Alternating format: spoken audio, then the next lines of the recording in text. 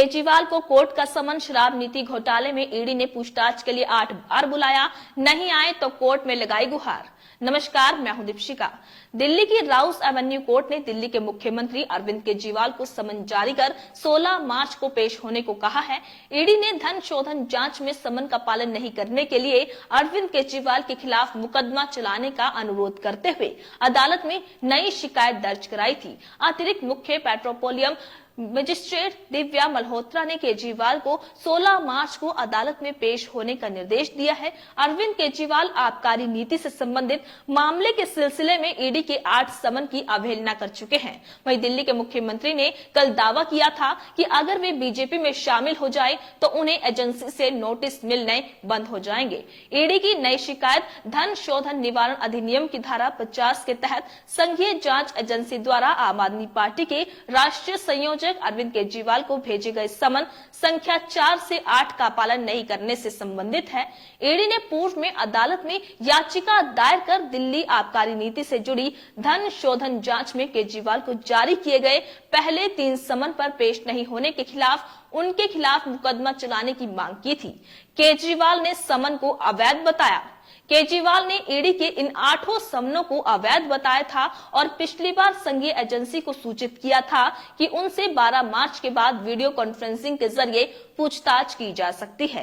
केजरीवाल ने 4 मार्च को संवाददाता सम्मेलन में कहा था कि हमने कुछ भी गलत नहीं किया है और ना ही हम छिपने की कोशिश कर रहे हैं। ईडी ने भारतीय दंड संहिता की धारा 174 के साथ पीएमएलए की धारा 63 के अलावा अन्य धाराओं के तहत नई शिकायत दर्ज कराई है। पीएमएलए की यह धारा जानबूझकर किसी भी निर्देश की अवज्ञा करने से संबंधित है। इसी तरह की कार्यवाही ईडी के जेल में बंद झारखंड के पूर्व मुख्यमंत्री हेमंत सोरेन के खिलाफ भी की थी। वहीं रांची की एक अदालत ने झारखंड मुक्ति मोर्चा नेता को प्रथम दृष्टया एजेंसी द्वारा नोटिस जारी कर अवहेलना का दोषी ठहराया और उन्हें 3 अप्रैल को पेश होने के लिए कहा।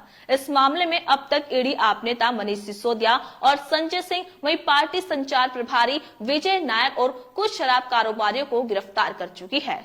8 समन भेज चुकी है ईडी।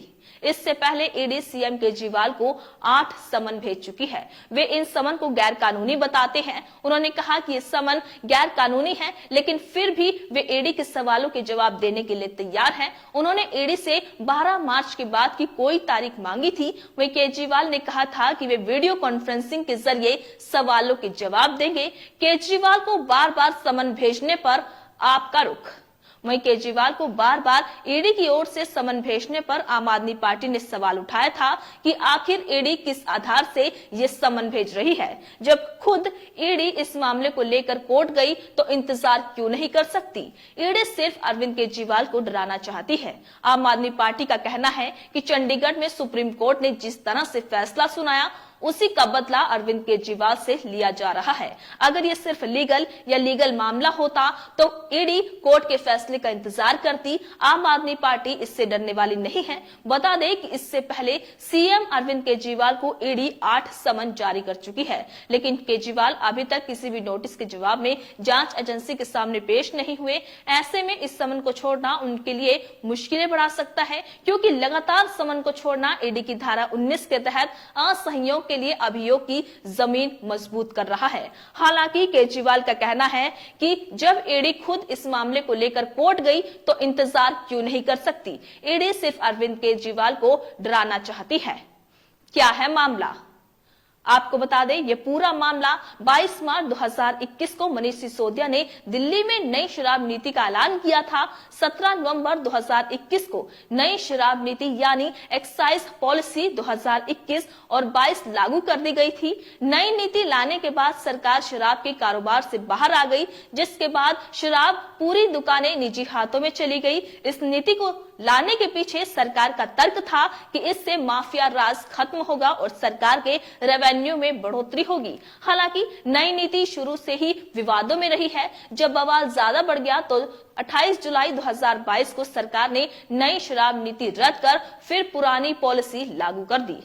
कोर्ट में 16 मार्च को समन पर सुनवाई। ईडी ने लगातार समन के बावजूद केजरीवाल के पेश नहीं होने पर राउस एवेन्यू कोर्ट में याचिका लगाई थी। कोर्ट ने 14 फरवरी को केजरीवाल से कहा था कि आप 17 फरवरी को अदालत में हाजिर होकर पेशी में न जाने की वजह बताएं। तब केजरीवाल दिल्ली विधानसभा में विश्वास प्रस्ताव पर चर्चा और बजट सेशन के कारण वर्चुअली कोर्ट में पेश हुए थे। इसके बाद कोर्ट ने कहा कि हम अगली सुनवाई 16 मार्च को करेंगे। केजरीवाल उस दिन कोर्ट में पेश होंगे। तो आप देख सकते हैं कि दिल्ली की राउस एवेन्यू कोर्ट ने दिल्ली के मुख्यमंत्री अरविंद केजरीवाल को समन जारी कर 16 मार्च को पेश होने को कहा है।